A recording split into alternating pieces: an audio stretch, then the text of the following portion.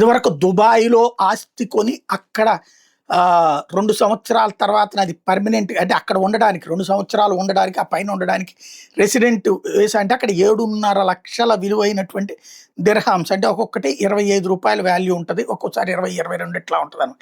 అంటే అన్ని దాదాపు 1,00,00,00,000 రూపాయల విలువైనటువంటి ప్రాపర్టీ మనం కొంటే అక్కడ ఉండడానికి పౌరసత్వం టైప్ అనమాట అది. అట్లాంటి అవకాశాలు ఇచ్చింది దుబాయ్.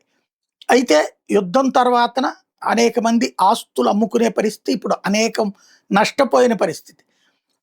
డైరెక్ట్‌గా బిల్డింగుల మీద పడ్డ బాంబులా, లేకపోతే మిస్సైల్‌లా, లేకపోతే డ్రోన్‌లా, లేదా శకలాలు అంటే ఎయిర్ డిఫెన్స్ సిస్టమ్స్ ద్వారా ధ్వంసం చేయడం వల్ల, ఆ శకలాలు పడడం వల్ల దెబ్బతిన్నటువంటి భవనాల, ఇట్లాంటి అనేకం జరిగినాయి.